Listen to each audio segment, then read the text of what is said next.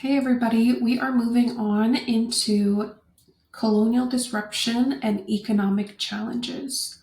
So when we look at the economic challenges of our community today, it is easy for others to think that we created this problem. It is easy for other folks to point the finger towards us without that relationship. As I said in the first video, we were very much a relationship building community. So it is very easy for other people to point the finger at us and say that we created this problem. But the truth is that poverty was engineered. Poverty of our people was created through policies, not fate. The Indian Act in Canada limited our ability to trade, to move around.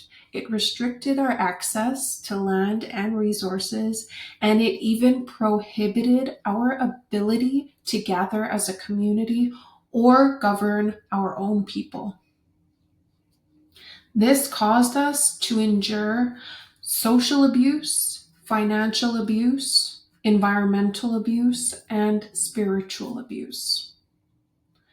This scarcity was manufactured through laws intended to break our economic power. So this lesson matters because without understanding, we internalize the shame. But with clarity, we gain the knowledge and skills to rebuild from truth. Often when I am giving a presentation to schools, students, and I speak about the Métis culture, the history, the dances, often I go back to that Indian Act and I say, during this time, we weren't allowed to practice our traditional dances. We weren't allowed to drum. We weren't allowed to sing our traditional songs.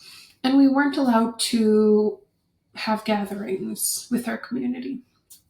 And so what ended up happening was we intermixed the cultures of the Scottish, the French, and the Indigenous folks. So these were the two main settlers here in Canada. There was the Hudson Bay Company and the Northwest Company. Northwest Company was Scottish. The Hudson's Bay was French. And often during the fur trade, they had to keep their spirit alive.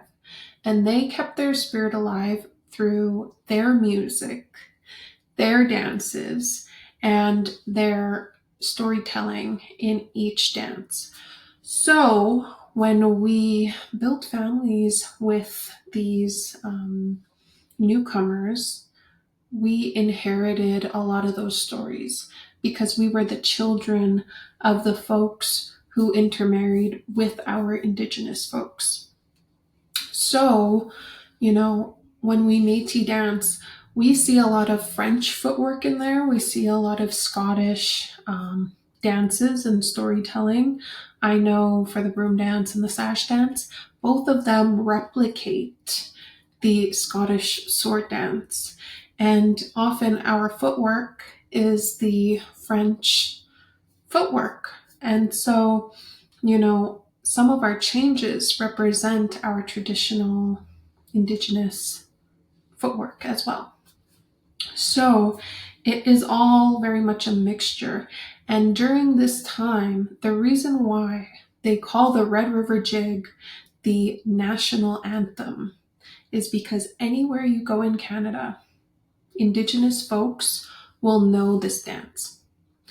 And they know this dance because this was something they were allowed to do in order to keep their spirit alive. So if you know Louis Riel and his famous words, "Our people will sleep for 1,000 years, and it will be the artist that gives them their spirit back.